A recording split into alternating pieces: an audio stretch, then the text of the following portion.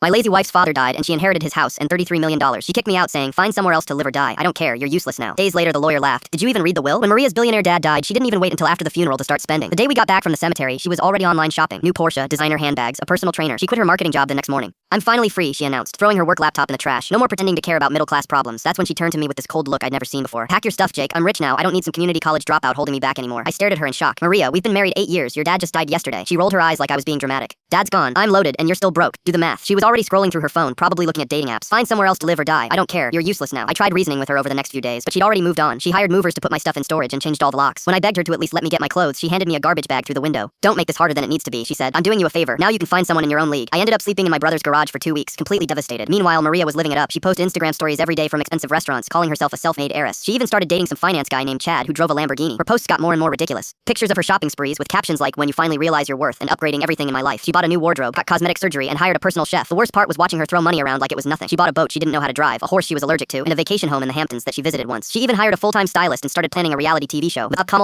Maria began treating our old friends terribly, telling them they weren't sophisticated enough for her new social circle. She blocked my number and told everyone I was stalking her for money. She posted TikToks about cutting toxic people out of your life while showing off designer purchases. 2 weeks after she kicked me out, I got a call from her dad's lawyer, Mr. Peterson. His voice sounded urgent. Jake, we need to talk immediately. There's been a serious misunderstanding about Mrs. Rodriguez's inheritance. I met him at his office the next morning, completely confused about why he wanted to see me. He looked nervous as he pulled out a thick folder from his desk, his hands actually shaking. Your wife never actually read past page 1 of the will, he said, adjusting his glasses. She saw the $33 million figure in the house deed, then stopped reading entirely. She literally walked out of my office mid-sentence. He opened the folder and showed me the document. Page 1 looked exactly like what Maria had described, but then he flipped to page 2 and my heart stopped. The inheritance comes with very specific conditions that must be met within 30 days, he explained carefully. She has to donate 90% of the money to charity, maintain full-time employment for at least 2 years, and most importantly, remain married to her current spouse. I felt dizzy reading the fine print. What happens if she doesn't meet these conditions? Mr. Sheperson's expression was grim, but I could see he was trying not to smile. Then the entire inheritance, including the house and all assets, transfers immediately to her spouse. That would be you, Jake. My hands were shaking as I looked at the calendar on his desk. When exactly do the 30 days end? He glanced at his watch and finally let himself smile. Yesterday at midnight. The deadline has officially passed. I couldn't believe what I was hearing. So Maria just lost $33 million because she was too lazy to read a 2-page document and too selfish to honor her marriage. She nodded. Her father knew exactly who she was, Jake. He told me privately that if Maria ever showed her true colors, he wanted to make sure the money went to someone with actual character. He slid the paperwork across the desk. Congratulations, Jake. You're now worth $33 million. The mansion is officially yours, and all her recent purchases are technically your property. The next morning, I drove my new Tesla to her downtown apartment. She was outside arguing with Chad about who should pay for their expensive dinner. When she saw me, her face went white. I rolled down the window and smiled. Hey Maria, thanks for not reading the fine print. Oh, and you have until Friday to get your stuff out of my house. Her scream could probably be heard for blocks.